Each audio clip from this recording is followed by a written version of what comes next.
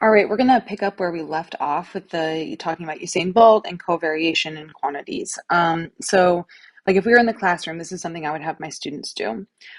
So I would give them this graph over here on the right side, right, this right here. And so we would talk about how would someone have to walk in such a way to create this graph.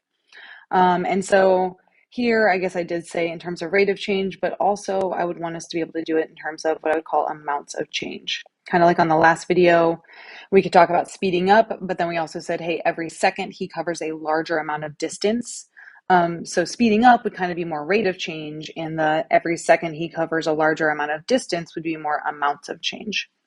So this is something to think about, right? You can imagine doing this in your room or in the library, wherever you're sitting and watching this video.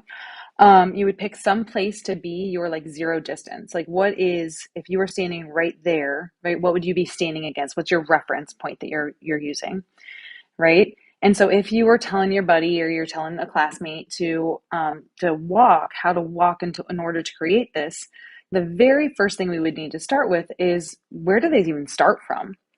Right? So maybe like this right here is like a wall in your room. So imagine that is like your wall. So this is like distance from the wall. I should have done it in one that was from the wall. Right? So then if we think about this as that first point, we wouldn't want to start at the wall. You would tell someone here to start some distance away. I don't have any units on here, so you kind of have to arbitrarily pick. But at a time of 0, you're already some distance from the wall. So that's where you'd start. And then in order to use rate of change language, we would say, okay, well, as time increases, right? So you should walk away from the wall, away from the wall.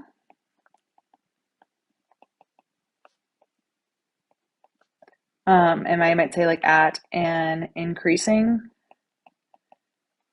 speed or rate. Either way you want to say it.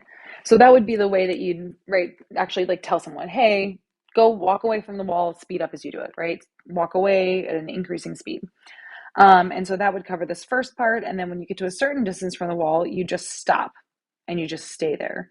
And that's going to create this part here where your time is going to continue to increase, but your distance doesn't change.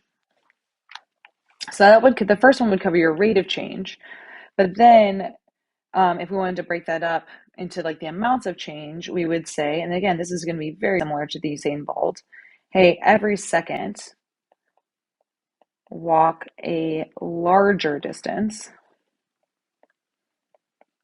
larger amount of distance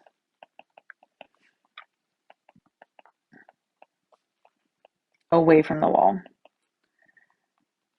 A lot of times my students will say things like, hey, every second take a larger step away from the wall, right? Same thing. But then, oh, I guess I do have amounts of change. I even know that because I put it in here and I still didn't see it. Sorry, this would be the amounts of change. There you go. Sorry about that. So each of these would be 2 different ways to describe it. And then you'd, of course, want to have that last part, then like either way, then stop. So just as time continues to increase.